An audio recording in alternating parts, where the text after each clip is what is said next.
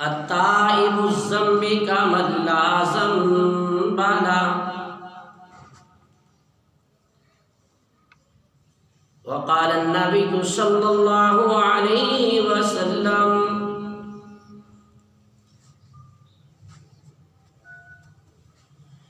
المسلم من سلم المسلمون من لسانه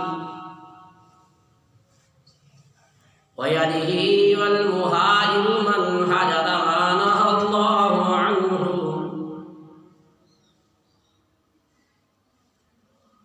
وقال النبي صلى الله عليه وسلم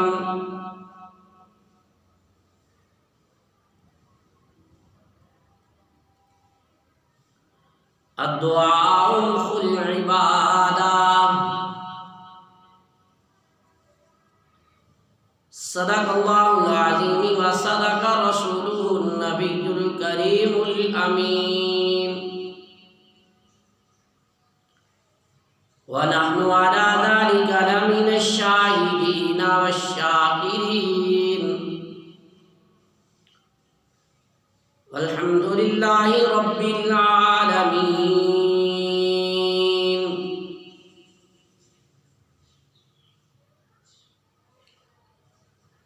اللهم صل على محمد وعلى آل محمد كما صليت على إبراهيم وعلى آل إبراهيم إنك حميد مجيد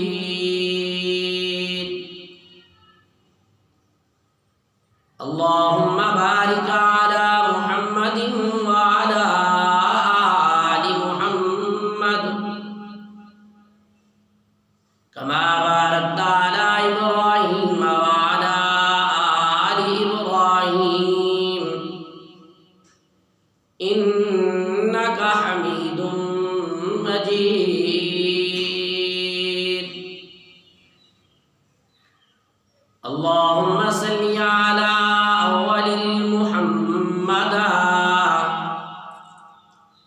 اللهم صل على آخر محمدا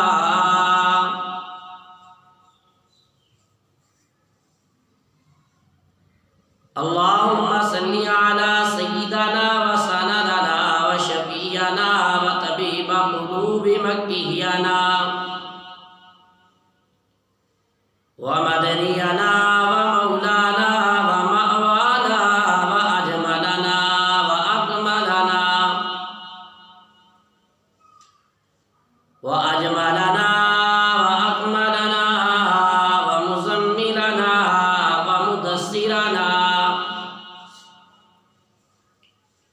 وهادينا ومرشدنا وبشيرنا ونذيرنا وبشيرنا ونذيرنا محمدا عبده ورسوله أرسل رسوله بالحق بشيرا ونذيرا وداعيا إلى الله بإذنه وسراجا منيرا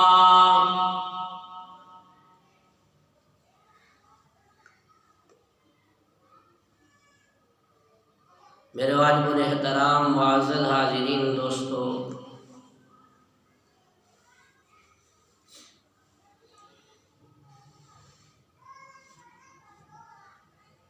اللہ رب العالمین کی لا ریب فیہ کتاب قرآن مجید والفرقان حمید کے اندر سے 3 مقامات سے مختصر تلاوت کی ہے۔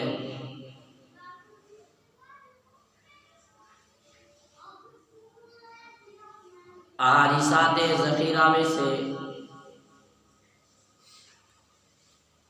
برکت کے لیے چند احادیث مبارکہ تلاوت کی ہے۔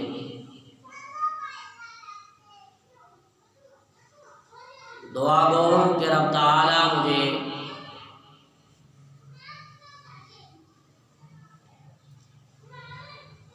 حق اور سچ بیان کرنے کی توفیق عطا فرمائے۔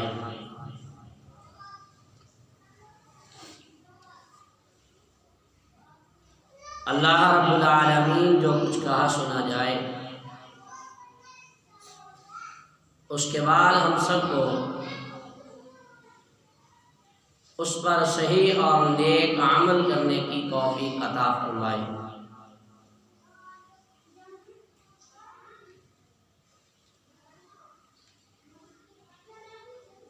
دنیا کے اندر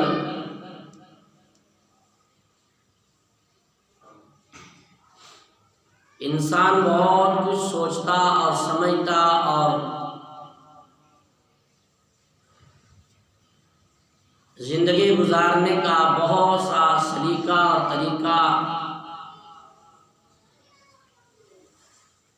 اس کی نظروں کے سامنے موجود ہوتا ہے۔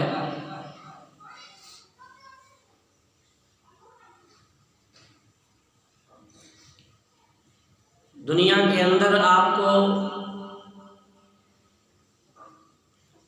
بہت بھلی سے بھلی دنیا بھی نظر آئے گی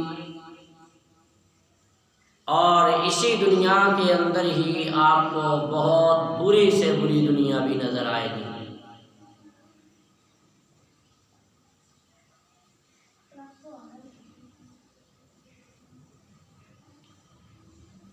لیکن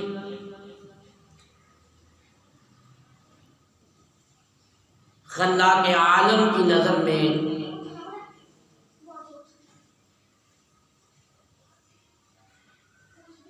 ایک وہ شخص ہے جو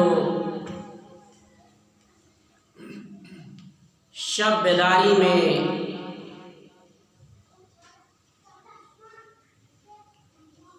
مصلی کی پشت کے اوپر کھڑا ہو کر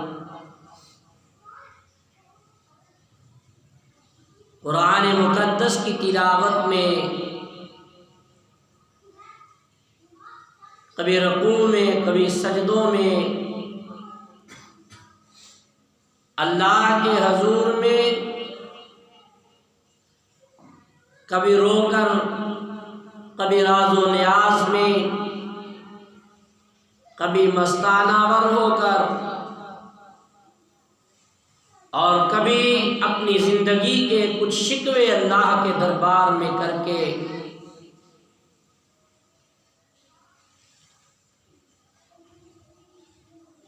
رات کا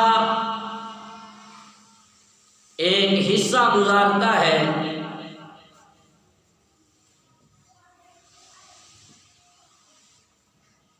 اور اسی دنیا میں ایک وہ شخص بھی ہے کہ جو رات کے وقت میں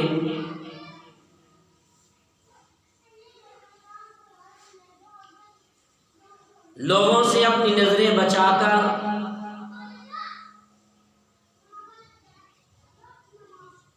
یوں محسوس کرتا ہے کہ مجھے کوئی نہیں دیکھ رہا،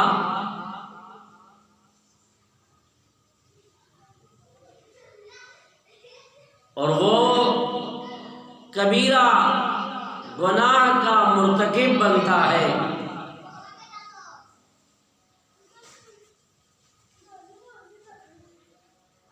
یا شراب کی طرف چلتا ہے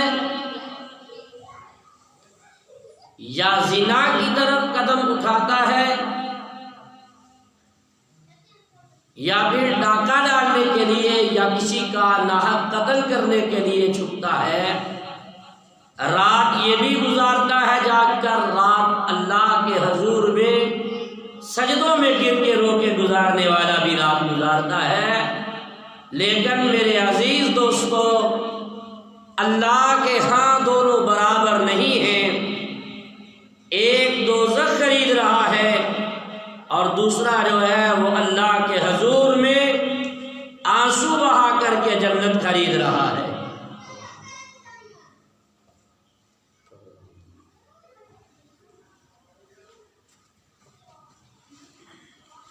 تو یہ دونوں برابر نہیں ہیں۔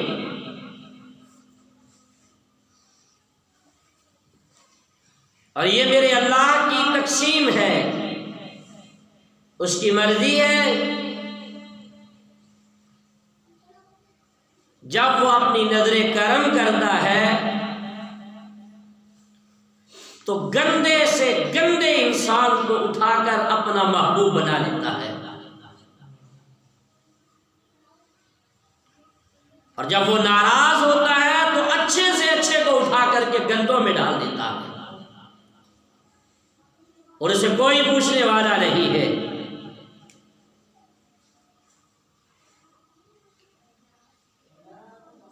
ایک نہیں،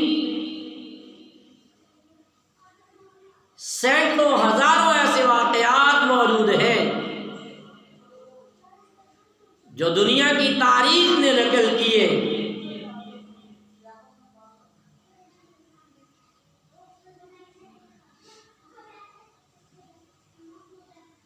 ہمیں چاہیے کہ ہم اللہ کے محبوب بن جائیں، ہم ایسا زندگی کا طرز عمل رکھیں جس میں عرشوں پہ خدا راضی ہو جائے اور فرش پہ گنبد خضرا میں محمد مصطفیٰ راضی ہو جائے۔ ہم اپنی زندگی کا طرز عمل ایسا رکھیں کہ ہماری زندگی میں اللہ کو عبادت سے راضی کیا جائے اور محمد مصطفیٰ کریم صلی اللہ علیہ وآلہ وسلم کو اطاعت سے راضی کیا جائے۔ یہ ہماری زندگی کا نصب العین بن جائے۔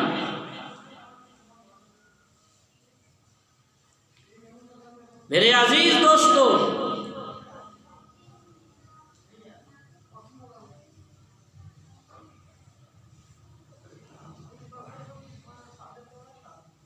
اللہ رب العالمین یہ نہیں دیکھتا مجھے راضی کرنے والا یہ مرد ہے یا عورت ہے،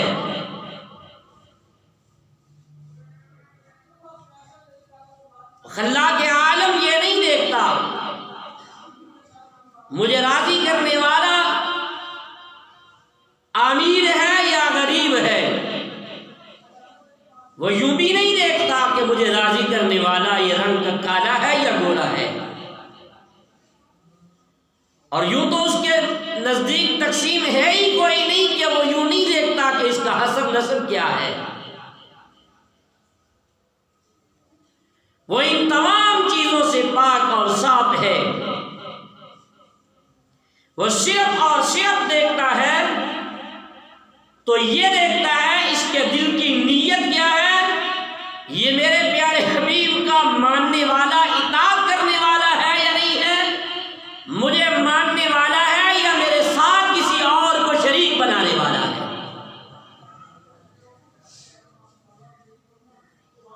وہ یہ چیزیں دیکھتا ہے۔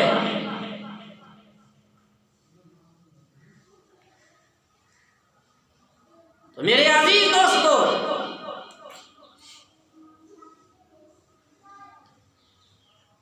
ہمیں چاہیے کہ ہم اپنے اللہ کی عبادت کر کے اپنے اللہ کو راضی کر لیں۔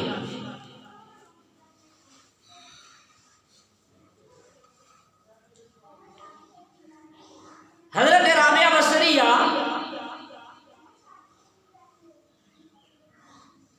بہت بڑی ایک اللہ کی ولیہ گزری ہے۔ لوگوں نے تو بڑے بڑے واقعات ان پہ نقل کیے ہیں، اور یاد رکھنا اللہ والوں کی یا اللہ کی نیک بدیوں کی کچھ حقیقتیں ہوتی ہیں، کچھ لوگ اس کے ساتھ بڑی گٹھ جوڑتے ہیں، جس کو ہم اپنی پنجابی میں کہہ دیتے ہیں مسالہ بڑا لگ گیا ہے۔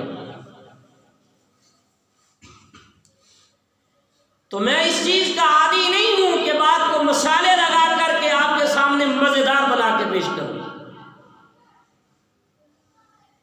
میں تو سیدھی سیدھی بات کرنے کا عادی ہوں، اور سیدھی بات ہے جو اللہ کی اطاعت اور مصطفیٰ کریم صلی اللہ علیہ وسلم کے طریقے کے مطابق چلنے والا، وہ مرد ہو یا عورت ہو، جن کو اللہ نے قرآن کریم کے اندر فرمایا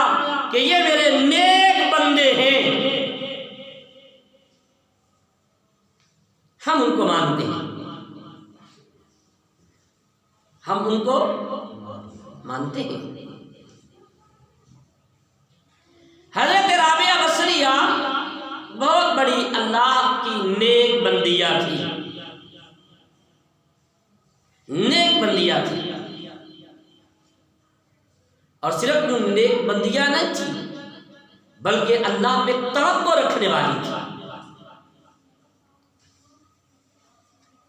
آج میرے اور آپ کے دور کا جو میں کیوں نہیں ہوں، میں اپنی بات کرتا ہوں، میں کسی کی بات نہیں کرتا، میں جتنا نیکی کا دعویٰ کر لوں لیکن توقع میری آپ کی جیب کے نذرانے پہ ہوگی، اللہ سے میری نظر اوجھل ہو گئی، میں نے اپنا خدا، اپنا رزاق، اپنے روزی دینے والا میں نے بندوں کو بنا کے بیٹھ لیا، میرے ذہن سے یہ بات نکل جائے بندے میرے رزاق نہیں ہیں، میرا رزاق وہ اللہ احکم الحاکمین ہے۔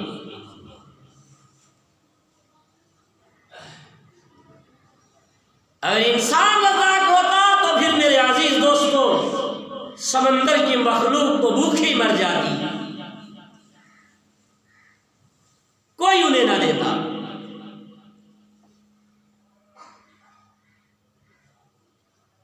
حضرت رابعہ بصریہ رحمہ اللہ تعالی علیہ مہمان علماء اکرام ملنے کے لیے جب آئے تو رابعہ بصریہ نے اپنی خادمہ کو بلایا تو خادمہ نے بات کہہ دی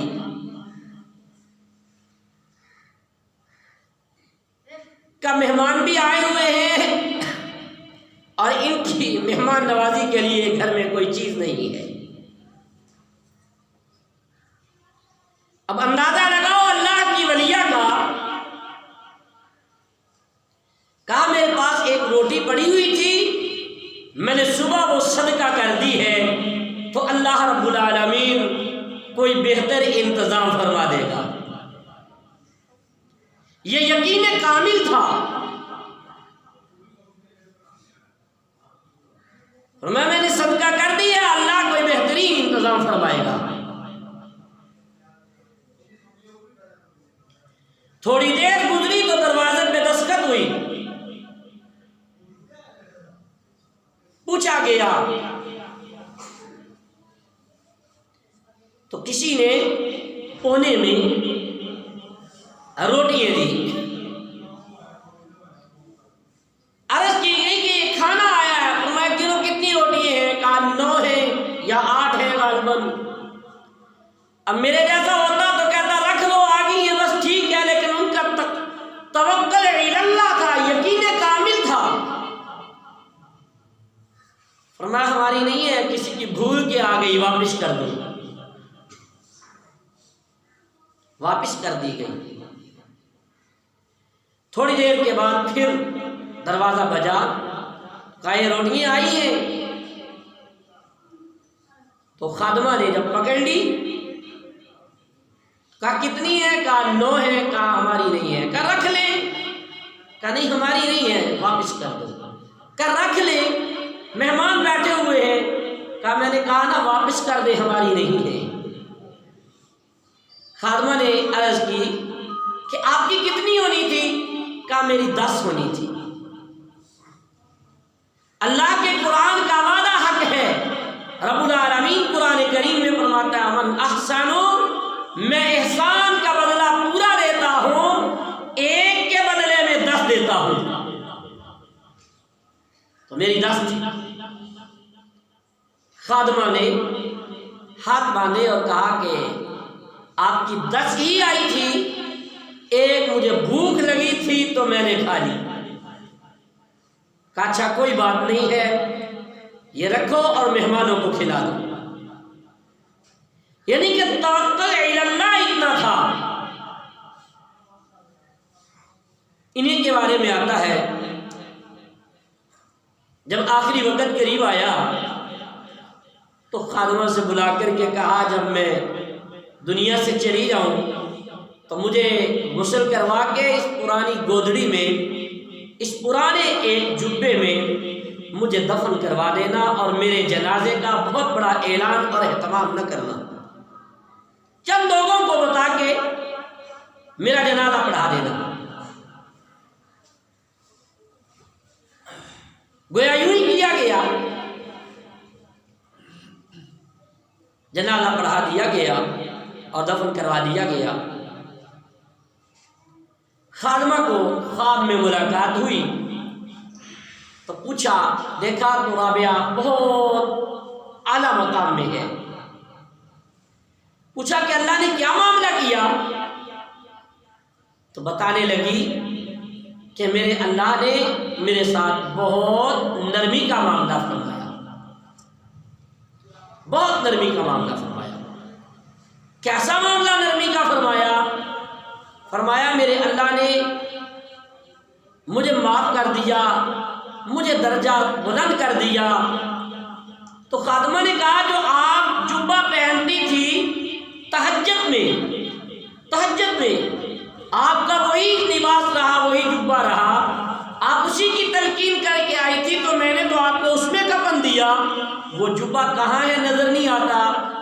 تو حضرت رابعہ بصریہ نے بڑا خوبصورت جواب دیا، کہا اللہ رب العالمین نے وہ جبہ مجھ سے واپس لے کر وہ اللہ نے محفوظ کر کے رکھ دیا، اور قیامت کے دن اللہ رب العالمین میرے نامہ اعمال میں وہ جبہ بھی ترازو میں تول لیں گے۔ اور یہ سبز لباس اللہ کریم نے اس کے بدلے میں مجھے جنت کا عطا فرمایا ہے، یہ مجھے جنت کا عطا فرمایا ہے۔ علماء نے لکھا ہے، جو انسان اللہ کا ہو جاتا ہے پھر اللہ رب العالمین اس کا بن جاتا ہے۔ اللہ بھی کس کا بنتا ہے بھائی؟ پھر اللہ کریم بھی اس کا بن جاتا ہے۔ رب العالمین نے قرآن کریم کے اندر ارشاد فرمایا، ما اذا سألك عبادی عنی فإنی قریب اجیب دعوت الداعی اذا دعان۔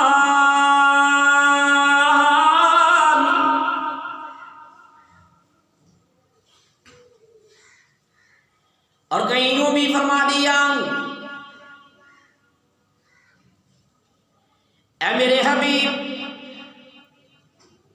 جب یہ آپ کے دیوانے آپ سے میرے متعلقہ پوچھیں کہ ہمارا رب العالمین کہاں ہے، ہمارے روزی کا پیدا کرنے والا خالق کہاں ہے، کون کہاں ہے؟ روزی مہیا کرنے والا الہ العالمین کدھر ہے؟ جب یہ میرے بندے آپ سے میرا تعارف پوچھیں، اے میرے حبیب انہیں ذرا کھل کے بتائیے نا کہ آپ کا پیدا کرنے والا اور آپ کے پالنے والا دور نہیں ہے۔ کہاں نہیں ہے؟ دور کوئی نہیں۔ انی علی غفور رحیم،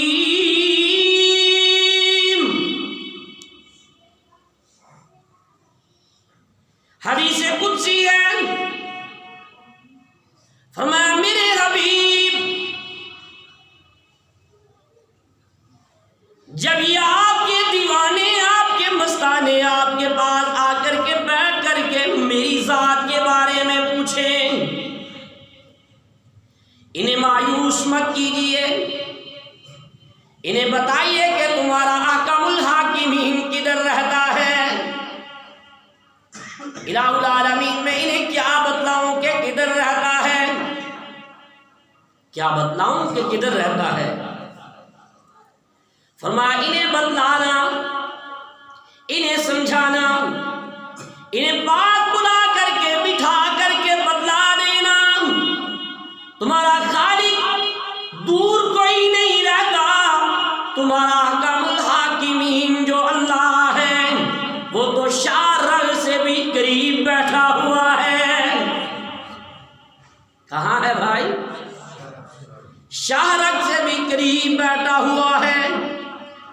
کبھی اسے ٹٹول کے دیکھو تو صحیح، کبھی اسے پکار کے دیکھو تو صحیح، کبھی رات کی تاریکی میں اپنے خالق کو پکارو تو صحیح، اونچی بلند آواز سے آوازیں نہ دو، ذرا اپنے دل کی اس کھڑکی کو، اپنے دل کی اس اندر کی جو کیفیت ہے ہمارا، اس کو کبھی اجاگر کر کے تو دیکھو، اسے کبھی آواز تو دو نا، اس سے پوچھو تو صحیح نا کہ میرا بنانے والا مصور کہاں ہے؟ کون کہاں ہے؟ میرا بنانے والا مصور کہاں ہے؟ جب میں بولتا کوئی نہیں تھا، جب مجھے مانگنا نہیں آتا تھا، جب میرا کسی بادشاہ کے ساتھ کوئی تعارف کوئی نہیں تھا، جب میں کسی کو جانتا بھی کوئی نہیں تھا، جب مجھے کوئی نہیں پہچانتا تھا میں کیا بننے والا ہوں، تو اس وقت جو مجھے جانتا تھا وہ اللہ کا الحاکمین تھا۔ کون جانتا تھا بھائی؟ اللہ کا الحاکمین جانتا تھا۔ فرمایا کہ اے میرے حبیب انہیں پریشان نہ کیجیے، یہ 100 سال کا پاپی بوڑھا آیا۔ کون آیا بھائی؟ بولیے نا۔ چلے پھر میں وہی بات کر دوں گا، ہلکا ہلکا سر ہی ہلا دوں۔ یہ آپ کی محبت ہے، آپ کا پیار ہے، آپ تھوڑا سا بولیں گے تو انشاءاللہ العزیز اللہ کی رحمتیں آئیں گی۔ سبحان اللہ کہنے پہ اللہ راضی ہوتا ہے، اور الحمدللہ کہنے پہ اللہ رزق کے دروازے کھول دیتا ہے۔ یہ اللہ کا ذکر ہے، میں نہیں کہتا۔ امام الانبیاء صلی اللہ علیہ وآلہ وسلم کی بیٹی لگتے جگر سیدہ طاہرہ طیبہ سیدہ بی بی فاطمہ الزہرا رضی اللہ تعالی عنہا ایک دن تھوڑی سی پشیمان ہو گئی، پریشانیوں نے آ کر کے جکڑ لیا۔ سیدہ مصلی پر بیٹھی ہوئی رو رہی تھی، اتنے میں کملی والے پیغمبر تشریف لائے۔ آج اپنی بیٹی کا چہرہ اداسی میں دیکھا، روتے ہوئے دیکھا، سمجھ گئی نبوت۔ آج میری بیٹی تھوڑی سی دنیا میں اداس ہو گئی۔ فرمایا میری لگتے دیگر روئی کیوں؟ آج پریشان کیوں ہو کر بیٹھ گئی؟ عرض کر دی ابا جان حضرت علی کی 5 دن ہو گئے کوئی مزدوری نہیں لگی، کھانے کے لیے گھر میں کوئی چیز نہ تھی۔ حضرت حسن و حسین کریمین کے چہروں